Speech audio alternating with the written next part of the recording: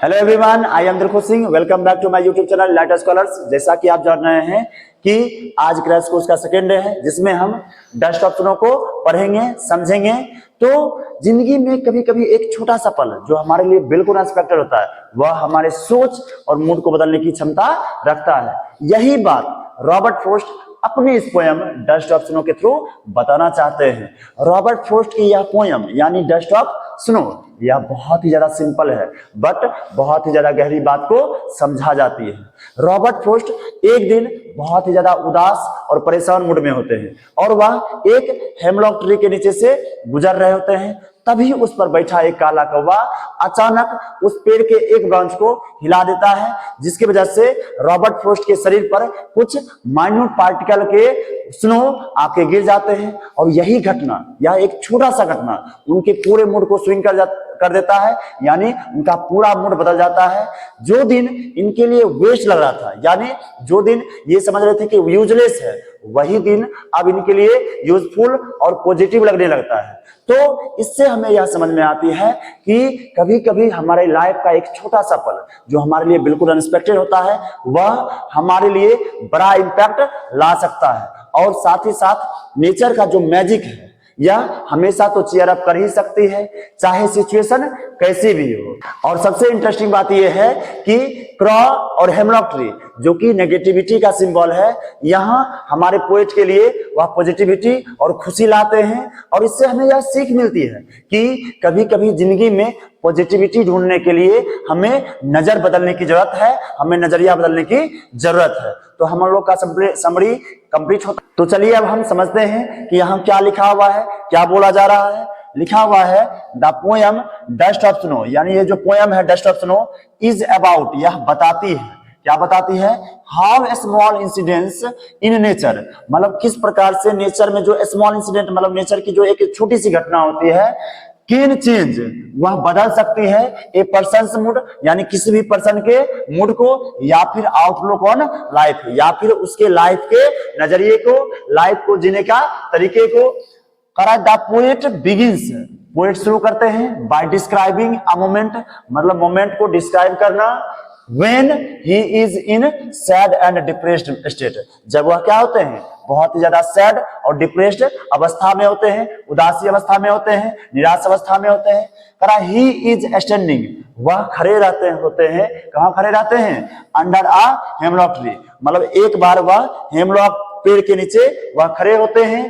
Which is often symbolised, जिसको अक्सर symbolize किया जाता है विथ नेगेटिविटी, मतलब नेगेटिविटी के रूप में, और साथ ही साथ दुख से सिंबलाइज किया जाता है, यानी सौरों से सिंबलाइज किया जाता है। आक्रो, कौवा, विच इज ऑल्सो, मतलब कौवा जो कि कंसिडर किया जाता है, which is also considered a symbol of bad luck, मतलब कौवा को भी किसमें कंसिडर किया जाता है, तो बैड लक के सिंबल के रूप में, या फिर हार्शनेस के सिंबल के रूप में। शेक्स, मतलब हिलाता है, सम स्नो ऑफ द ट्री, मतलब ब्रांच, ये ट्री का जो कुछ ब्रांच है ना, एक ब्रांच उसको हिला देता है, जिसके वजह से ट्री पर जो कुछ बर्फ का वो माइन्यूट पार्टिकल होता है, वह क्या होता है, गिरता है। लिखा हुआ है and it falls on the poet, और वह कहां जाके गिरता है, पोएट के शरीर पे आके गिरता है।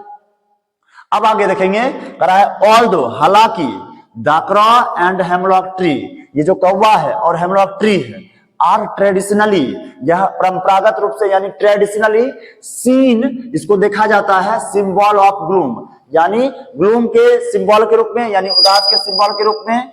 This simple act of snow, यह जो सिंपल एक्ट है किसका, स्नो फॉलिंग ऑन हिम, मतलब उनके शरीर पर जो स्नो गिरा, यह जो सिंपल घटना हुआ, एक्ट हुआ, अनएक्सपेक्टेडली, मतलब अचानक जो घटना हुआ, अपलिफ्ट द पोएट्स स्पिरिट, जो क्या कर दिया, पोएट के उत्साह को अपलिफ्ट कर देता है, यानी बढ़ा देता है। फिर लिखा हुआ the cold touch of snow and suddenness of the moment bring a refreshing change to his mood, मतलब ये जो अचानक बर्फ उनके शरीर पर गिरा, ये जो कोल्ड टच हुआ है ना, वह अचानक मतलब एकाएक उनके मूड को पूरी तरह से क्या करता है, बदल देता है, रिफ्रेश कर देता है, जो निराशी को दूर कर देता है, निराशा को भगा देता है। फिर लिखा हुआ है the poet realises that his day. अब पोएट रियलाइज करते हैं उसका जो दिन है, विच ही थॉट, जिसके बारे में वह समझ लिए थे, सोच लिए थे कि वॉज वेस्टेड। मतलब पोएट यहां समझते हैं कि जो दिन वो वेस्ट समझ रहे थे वही दिन अब क्या होता है, इन सॉरो, मतलब सॉरो दुख में वेस्ट समझ रहे थे, हैज बीन सेव्ड, वह दिन जो बचा हुआ दिन है वह क्या हो गया, सेव हो गया, and brightened by this little incidents, और यही छोटी घटना के कारण वह दिन कहीं ना कहीं यूजफुल हो गया, पॉजिटिविटी के रूप में होने लगा। उसके बाद यहां मैसेज क्या दे रहा है ये समझते हैं, small acts in nature can have a big impact on our emotion. मतलब क्या होता है कि कभी कभी नेचर का एक छोटा सा घटना, act, can have a big impact, जो हमारे लिए बड़ा इंपैक्ट ला सकती है ऑन आवर इमोशन, हमारे इमोशन के लिए, and help us find hope, और मदद करेगी किसमें, होप को फाइंड करने में, साथ साथ हैप्पीनेस को, यानी आशावादी बनने में और खुशी से जीने के लिए। तो हम लोग का यह कंप्लीट होता है समराइज। तो चलिए अब हम इसके पोएटिक डिवाइस को समझते हैं। सबसे पहले पढ़ते हैं, the way a क्रॉ shook down on me the dust of snow from a hemlock tree has given my heart a change of mood and saved some part of a day I had dreamed। अब इसको हिंदी में समझाना तो मुझे लगता है नहीं पड़ेगा, क्योंकि हम इसको पूरी तरह से समराइज कर चुके हैं, लेकिन फिर भी आप सभी में से किसी को अगर लगता है कि सर एक बार लाइन बाय लाइन भी समझा देते तो अच्छा होता, तो आप कमेंट जरूर कीजिएगा, हम नेक्स्ट वीडियो से यह ध्यान रखेंगे। अदरवाइज कोई प्रॉब्लम तो नहीं आना चाहिए। फिर भी आप कमेंट करने के लिए फ्री हैं, आप आराम से आप कमेंट कर सकते हैं कि सर आप लाइन बाय लाइन समझा दीजिए, तो हम समझा दिया करेंगे। तो चलिए अब हम पोएटिक डिवाइस को समझते हैं कि इसमें से यह पोयम जो है, इस पोयम में कौन कौन से पोएटिक डिवाइस का यूज किया गया है। तो देखिए सबसे पहले यहां दिख रहा है, यहां एजोनेंस का यूज किया गया है। किसका यूज किया गया है, एजोनेंस का, क्योंकि देखिए यहां ओ यहां भी रिपीट हुआ है, और साथ ही साथ यहां भी देखिए ओ बार बार रिपीट हो रहा है, यहां भी ओ रिपीट हो रहा है, यानी वो यहां भी देखिए है, यानी यहां हुआ एजोनेंस। क्या हुआ, एजोनेंस। जब याद रखिएगा एजोनेंस किसको बोलते हैं, जब एक ही सेंटेंस में बार बार क्या हो, वॉवेल साउंड रिपीट हो रहा हो, तो वहां किसको बोलेंगे, एजोनेंस हुआ, उसी क्या बोलते हैं, एजोनेंस। अब देखिए दूसरा क्या है, दूसरा मार्कर से लिखते हैं पहले। दूसरा है यहां एलिट्रेशन। क्या है, एलिट्रेशन। अब एलिट्रेशन क्यों बोले, क्योंकि देखिए यहां देखिए एच साउंड जो कि कॉन्सोनेंट साउंड है, यही सेंटेंस में एच फिर से कॉन्सोनेंट साउंड है, रिपीट हुआ है। इसी प्रकार से यहां एस साउंड और यहां एस साउंड, यहां भी इसी सेंटेंस में, सेम सेंटेंस में 2 बार रिपीट हुआ है, यानी क्या हो गया, एलिट्रेशन। एलिट्रेशन जानते हैं आप कि एलिट्रेशन किसको बोलते हैं, a series of words that begins with the same consonant sound. मतलब ऐसा वर्ड का सीरीज जो सेम कॉन्सोनेंट साउंड से शुरू होता है। देखिए कॉन्सोनेंट साउंड एच है, यहां भी एच है, यहां एस है, यहां भी एस है, यानी एलिट्रेशन का यूज किया गया है। फिर तीसरा समझेंगे, तीसरा है सिंबॉलिज्म। क्या है, सिंबॉलिज्म। अब सिंबॉलिज्म के रूप में आप जानते होंगे कि यहाँ इस पोयम में किसको किसको सिंबोलाइज किया गया है, मेनली दो चीज को सिंबोलाइज किया गया है। सबसे पहला क्या है, क्रॉ है, हम यहाँ लिख भी देते हैं, या फिर हम ऑरली समझाते हैं सिंबॉलिज्म कैसे है। जैसे हुआ क्रॉ को कैसे सिंबोलाइज किया गया है, क्रॉ को सिंबोलाइज किया गया है इन ऑस्पिशियस या फिर बैड ओमेन के रूप में। इतना ही नहीं, नेगेटिविटी कहेंगे या डेथ का सिंबल कह सकते हैं। इसी प्रकार से हेमलॉक ट्री जो कि पॉइजनस से सिंबलाइज किया गया है, यानी यहां हेमलॉक ट्री और ये जो क्रॉ है दोनों को नेगेटिविटी से सिंबलाइज किया गया है, यानी सिंबोलिज्म का यूज किया गया है। अब हम पढ़ेंगे चौथा है यहां आयरनी। क्या है, आयरनी। अब आयरनी क्यों बोले, क्योंकि देख रहे होंगे यहां कॉन्ट्राडिक्शन वाला बात है।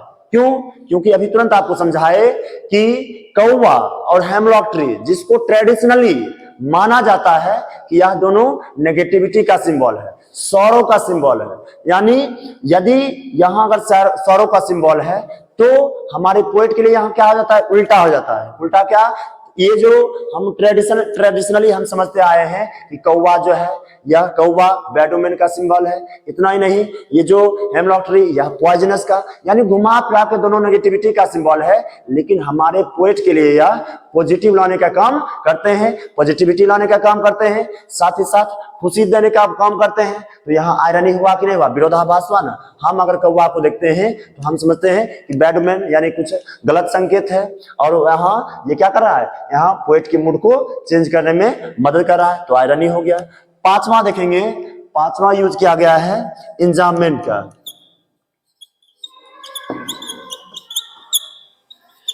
अब ये सर ये क्या होता है, तो आप देख रहे होंगे कि जब हम सेंटेंस को खत्म करते हैं तो हम जनरली पंक्चुएशन मार्क का यूज करते हैं, यानी फुल स्टॉप, क्वेश्चन मार्क, है ना, एक्सक्लेमेशन साइन, कुछ ना कुछ पंक्चुएशन मार्क का यूज करते हैं। लेकिन बताइए, यहां से लेके यहां तक में मात्र एक बार पंक्चुएशन मार्क का यूज किया गया है, यानी सेंटेंस के लास्ट में, पूरा पोयम के लास्ट सेंटेंस में यहाँ फुल स्टॉप का यूज किया गया है। लेकिन यहां से यहां तक में कहीं भी पंक्चुएशन मार्क का यूज किया गया है क्या? नहीं। इसलिए इसको क्या बोलेंगे, इंजाममेंट। क्या बोलेंगे इसको? इंजाममेंट। तो यहां तक आपको समझ में आ गया होगा। इसके अलावा आप देख सकते हैं राइमिंग स्कीम, यानी राइम स्कीम क्या है, राइम स्कीम बताइए तो क्या है। आप देख रहे होंगे यहाँ क्रॉ, यानी दो लेटर जो है, और यहाँ सुनो, दो लेटर का सेम साउंड है, दो लेटर का क्या है, सेम साउंड है। इसको मान सकते हैं हम ए, क्या मान सकते हैं ए, इसको मान लिया ए, इसको भी मानना पड़ेगा ए। इसी प्रकार देखिए यहाँ मी है और यहाँ ट्री है, यहाँ भी सेम लग रहा है साउंड, यानी इसको भी मानते हैं, इसको भी मानते हैं। फिर देखिए यहाँ है हार्ट पार्ट, इसको मान सकते हैं सी, इसको सी, इसको भी सी मानेंगे। इसी प्रकार मूड और यूड, इसको डी तो इसको भी डी। यानी यहां कौन सा राइम स्कीम का यूज किया गया है, ए बी और साथ साथ सी डी ऐसे लिख सकते हैं, है ना, या फिर ए बी भी लिख के छोड़ सकते हैं। तो यहां तक समझ में आपको आ गया होगा, या हम उम्मीद करते हैं। लेकिन फिर भी कोई प्रॉब्लम हो तो हम बार बार आपसे एक रिक्वेस्ट है कि आप हमको जरूर कमेंट करें, जिससे कि हमको समझ में आए कि कितना समझ में आता है, कितना समझ में नहीं आता। अगर आपको समझ में आ रहा है तो भी कमेंट कीजिए, जिससे कि हम सीख पाए कि अगर समझ में आ रहा है तो इसको और इंप्रूव कर पाए, और नहीं समझ में आता है तो फिर भी कमेंट कीजिए, जिससे कि हम अपने आप को सुधारें कि कहाँ प्रॉब्लम हो रहा है। आगे देखिए, हम यही पोयम से एक्स्ट्रैक्ट क्वेश्चन दिए हुए हैं, तो बार बार लिखना ना पड़े, इसलिए यहाँ क्वेश्चन भी है लिखा हुआ। रीड द एक्सट्रैक्ट, यानी एक्सट्रैक्ट कौन है, यही है।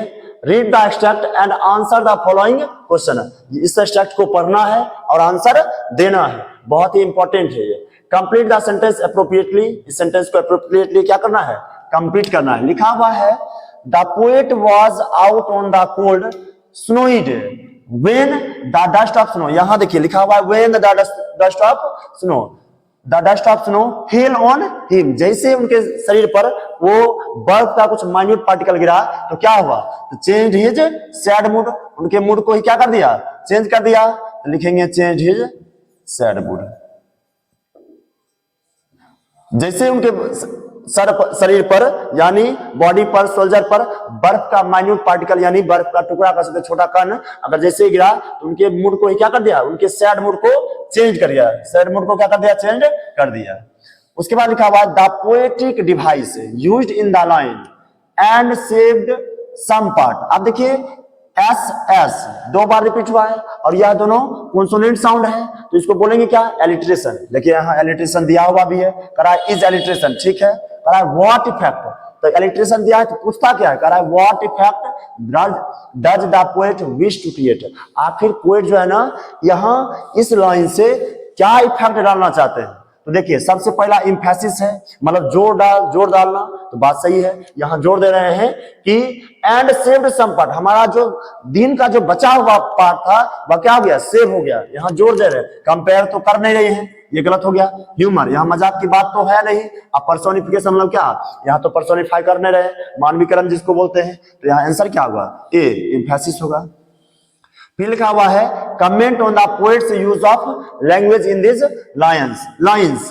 तो आंसर क्या लिखे हैं, इन डस्ट ऑफ स्नो पोयम में रॉबर्ट फ्रॉस्ट क्या करते हैं, यूज करते हैं बहुत ही ज्यादा सिंपल और क्लियर लैंग्वेज को टू एक्सप्रेस डीप इमोशन। मतलब देख रहे होंगे कि इस पोयम में, पोयम बहुत ज्यादा, पोम हालांकि बोलते हैं इसको पोम है, लेकिन पोयम समझिए कि इस पोम में देखिएगा कि बहुत ही ज्यादा सिंपल है लेकिन बहुत गहरी बात है। हम आपको समरी के समय ही बता दिए यह पोम है बहुत सिंपल लेकिन बहुत इसमें गहरी बात छिपी हुई है। तो इसीलिए लिखे हैं कि टू एक्सप्रेस, वह एक्सप्रेस करना चाहते हैं डीप इमोशन, मतलब डीप इमोशन, यानी डीप इमोशन को क्या करना चाहते हैं, गहरी इमोशन को एक्सप्रेस करना चाहते हैं बहुत ही ज्यादा सिंपल और क्लियर लैंग्वेज में। The image of dust of snow, ये जो डस्ट ऑफ स्नो का, ये जो डस्ट ऑफ स्नो है, यह इसका इमेज कैसा होता है, यह कैसा दिखता है। The image of dust of snow is light, क्या होता है, बहुत ही ज्यादा हल्का होता है, एंड डेलिकेट मतलब क्या होता है, नाजुक, जो कि भंगुर होता है, जिसको वो छोटा छोटा जो टुकड़ा होता है उसी को बोलते हैं डेलिकेट, जिसको छोटा छोटा कण में बदल सकते हैं। Yet it plays an important role in changing the poet's mood. मतलब क्या होता है क्या कि ये जो बर्फ का छोटा छोटा जो माइन्यूट पार्टिकल है, यह क्या होता है, बहुत ही ज्यादा स्मॉल होता है, यहां लिखे लाइट होता है यानी हल्का होता है, और साथ ही साथ डेलिकेट होता है, फिर भी ये मतलब फिर भी यह प्ले करता है एन इंपॉर्टेंट रोल, यह इंपॉर्टेंट रोल प्ले करता है इन चेंजिंग द पोएट्स मूड, यानी पोएट के मूड को चेंज करने में सबसे बड़ी भूमिका कौन निभा रहा है, तो डस्ट ऑफ स्नो यानी माइन्यूट पार्टिकल ऑफ स्नो। आगे देखिए लिखा हुआ है the crow and the hemlock tree, hemlock tree, यहां ट्री ने लिखा हुआ, लिख देते हैं hemlock tree, which are usually, जिसको मतलब कौवा को, और साथ ही साथ किसको, हेमलॉक ट्री को, जिसको यूजुअली यानी हम यूजुअली प्रायः सिंबलाइज करते हैं ऑफ डार्कनेस और बैड लक, मतलब यह जनरली उसको देखा जाता है कि बैड लक और डार्कनेस के रूप में सिंबलाइज किया जाता है। Are used by Frost to show how even small thing in nature can bring positive change, और जिसको लोग या हम सब आमतौर पर उसको नेगेटिविटी से सिंबलाइज करते हैं, वही यहाँ क्या कहिए हैं रॉबर्ट फ्रॉस्ट, उसी को यूज करके यानी यहाँ बताना चाहते हैं, यहाँ शो करना चाहते हैं, दिखाना चाहते हैं कि हाउ इवन स्मॉल थिंग मतलब छोटा छोटा चीज इन नेचर मतलब प्रकृति में जो छोटा छोटा चीज होता है, कैन ब्रिंग पॉजिटिव चेंज, जो कि पॉजिटिव चेंज ला सकता है। यानी यहाँ अबाउट लिखते हैं to can bring about positive change, यानी इसका मतलब घुमा फिरा के यही है कि डस्ट ऑफ स्नो जो है ना, यह डस्ट ऑफ स्नो में बहुत ज्यादा सिंपल लैंग्वेज का यूज किए हैं और साथ ही साथ क्लियर लैंग्वेज का यूज किए हैं। यह क्या है जो यूज किए हैं, तो सिंपल और क्लियर लैंग्वेज का यूज किए हैं गहरे इमोशन को व्यक्त करने के लिए, यह जो डीप इमोशन है उसको व्यक्त करने के लिए। और इतना ही नहीं, यहाँ बताना चाहते हैं जिसको हम आमतौर पर बहुत ही ज्यादा उसको नेगेटिविटी के रूप में सिंबलाइज करते हैं जिस चीज को, वह प्रकृति की वही चीज जो क्या कर सकता है, पॉजिटिविटी को ला सकता है। तो यहाँ आपको समझ में आ गया होगा यह उम्मीद करेंगे।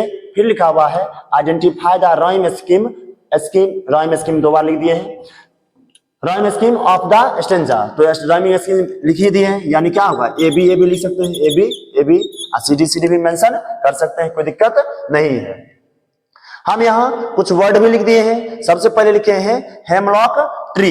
हेमलॉक ट्री का मतलब क्या होता है, a poisonous plant with small flowers, मतलब हेमलॉक ट्री किसको बोलते हैं, तो हेमलॉक ट्री बहुत ही ज्यादा पॉइजनस प्लांट होता है जिसमें क्या होता है, छोटा छोटा स्मॉल फ्लावर्स होता है, व्हाइट फ्लावर्स, यहाँ लिख सकते हैं with small white, A poisonous plants with small white flowers लिख सकते हैं, यहाँ लिख देते हैं यही व्हाइट फ्लावर्स, मतलब छोटा छोटा उजला व्हाइट कलर का फूल इसमें होता है। सुक मतलब होता है हिलाना यानी वाइब्रेट करना। रूड मतलब क्या होता है, तो टू फील सॉरो मतलब सॉरो फील करना, साथ ही साथ रिग्रेट फील करना। डस्ट ऑफ स्नो मतलब होता है माइन्यूट पार्टिकल ऑफ डस्ट। तो उम्मीद करेंगे यहाँ तक पूरी तरह से क्लियर होगा। अब हम आगे पढ़ेंगे, कुछ क्वेश्चन आंसर देखेंगे। चलिए तो अब हम नेक्स्ट क्वेश्चन की तरफ चलते हैं। सबसे पहले पढ़ते हैं, it is our attitude towards a situation that makes it positive और नेगेटिव। मतलब हमारा कोई सिचुएशन के प्रति हमारा जो एटीट्यूड है, हमारा जो सोच है, वही उसे पॉजिटिव या फिर नेगेटिव बनाता है। Do you agree with it? क्या आप इससे एग्री करते हैं? बिल्कुल हाँ, एग्री करेंगे। एक्सप्रेस योर व्यूज, अपने व्यूज को एक्सप्रेस करें with reference to the poem dust of snow. मतलब ये जो पोएम है डस्ट ऑफ स्नो, उसके रेफरेंस में अपने व्यूज को एक्सप्रेस करें। तो हम लिखे हैं यस, हाँ, आवर एटीट्यूड, हमारा जो एटीट्यूड है वह डिसाइड करता है if we see something as a good और बैड। यदि कोई कुछ चीज हम जो देख रहे हैं वह अच्छा है या फिर बुरा है, यह कौन डिसाइड करता है? हमारा एटीट्यूड, हमारा सोच। इन रॉबर्ट फ्रॉस्ट पोयम, यानी पोयम का नाम क्या है? Dust of snow. The poet start, poet शुरू करते हैं अपने दिन की शुरुआत कैसे करते हैं? इन अ बैड मूड, मतलब उनका दिन शुरुआत होता है बैड मूड से। बट अ सिंपल मोमेंट, लेकिन एक छोटा सा घटना होता है, स्नो फॉलिंग ऑन हिम, मतलब वो जो स्नो फॉलिंग होता है कहां से? फ्रॉम ए हेमलॉक ट्री, यानी हेमलॉक ट्री से वो जो स्नो फॉलिंग होता है उनके शरीर पर, चेंजेस हिज मूड, उनकी मूड को पूरी तरह से बदल देता है, कंप्लीटली बदल देता है। दिस इवेंट, यह जो घटना हुआ, अपलिफ्ट्स हिज स्पिरिट्स, उनके उत्साह को, उनके स्पिरिट को बढ़ा देता है। एंड हेल्प हिम एंजॉय, और इनको पूरे दिन जो एंजॉय करने में क्या करता है? मदद करता है। His day while hemlock tree and crow, जबकि हेमलॉक ट्री और क्राउ दोनों क्या है? आर ट्रेडिशनली, दोनों को ट्रेडिशनली परंपरागत रूप से सिंबलाइज किया जाता है एज अ नेगेटिविटी या फिर बैड ओमेन, मतलब अप संकेत, जिसको कहते हैं बुरा संकेत कहना। तो यह समझ में आ गया होगा। अब लिखा हुआ है describe the symbolic significance, significance होता है महत्व। तो कह रहा describe the symbolic significance of the क्रॉ and hemlock tree in the poem, मतलब इस पोएम में ये जो हेमलॉक ट्री और ये जो क्रॉ है इसका क्या महत्व है, इसको, या चूंकि इसको सिंबलाइज किया जा रहा है तो इसका सिंबॉलिक क्या महत्व है यहां देखना है। तो लिखे हैं both crow and hemlock tree are traditionally, इसको ट्रेडिशनली किससे सिंबलाइज किया जाता है? यानी इसको कंसीडर किया जाता है नेगेटिविटी के सिंबल के रूप में कंसीडर किया जाता है। बट लेकिन इन दिस पोएम, इस पोएम में दीज थिंग्स, यह जो चीज है, ब्रिंग अ पॉजिटिव चेंज, यह जो थिंग है, यह चीज मतलब क्या? हेमलॉक ट्री और साथ ही साथ क्रॉ, यह क्या करता है? पॉजिटिव चेंज लाने का काम करता है, यानी पॉजिटिविटी लाने का काम करता है। द क्रॉ सिक्स, क्रॉ जो है ना, सिक्स कहेंगे द ब्रांच ऑफ ट्री, यानी लिख सकते हैं यहां द ब्रांच ऑफ, सेक द ब्रांच ऑफ ट्री लिख सकते हैं आप कि एक कोई भी ट्री के एक हेमलॉक ट्री के एक ब्रांच को सेक करता है, यानी हिला देता है। The snow of the tree, उस ट्री पर से स्नो गिरता है। एंड दिस स्मॉल एक्ट, यह जो छोटा सा एक्ट हुआ, घटना हुआ, अपलिफ्ट द पोएट्स मूड, और पोएट के मूड को ही क्या करता है? अपलिफ्ट करता है। फ्रोस्ट सोच, यहाँ फ्रोस्ट यहाँ दिखाना चाहते हैं, बताना चाहते हैं आज हमें दैट इवन नेगेटिव थिंग्स, मतलब एक यहाँ तक कि छोटा छोटा जो चीज है, can lead to something good and unexpected, वह क्या करता है हमको, या जो छोटा छोटा जो इवेंट है, छोटा छोटा जो चीज है, वह हमारे लिए एक बड़ा कर सकते मोमेंट बन सकता है। हमें कोई भी चीज समथिंग गुड है ना, कुछ अच्छा या फिर अनएक्सपेक्टेड करने के लिए यह काफी है, कोई जिसको हम नेगेटिविटी के रूप में सिंबलाइज करते हैं। यहां किसी को कोई प्रॉब्लम नहीं हुआ होगा। तो देखिएगा, हालांकि इससे क्वेश्चन कम आता है, लेकिन क्वेश्चन जहां से आता है, जब आएगा आप देखिएगा कहीं ना कहीं यहाँ क्रॉ और डस्ट ऑफ स्नो, यानी उसका जो महत्व है, यानी पोएट के मूड को किस प्रकार से परिवर्तित कर दिया, इसी से रिलेटेड क्वेश्चन आता है। इसको पढ़ लीजिएगा, इसको प्रैक्टिस कर लीजिएगा, कोई दिक्कत नहीं होगा। घुमा फिरा के अगर क्वेश्चन भी चेंज करेगा तो यही आंसर आएगा। एक एक्सट्रैक्ट है, लिखा हुआ है has given my hurt and change of mood, what is the poet's mood now, मतलब जैसे ही हेमलॉक ट्री पर से वो जो स्नो का कुछ पार्टिकल उनके शरीर पर गिरता है तो उनका जो मूड है अब बदल गया।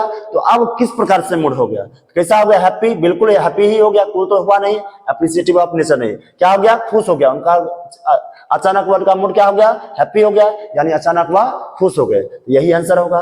तो अब यहाँ हम लोग का चैप्टर कंप्लीट होता है। अब देखिएगा, अगर आपको नोट्स की जरूरत है तो आप टेलीग्राम पर हम नोट्स भी डाल दे रहे हैं। तो आपको अगर नोट्स बनाना है तो टेलीग्राम पर से बना लीजिए और प्रैक्टिस कर लीजिएगा।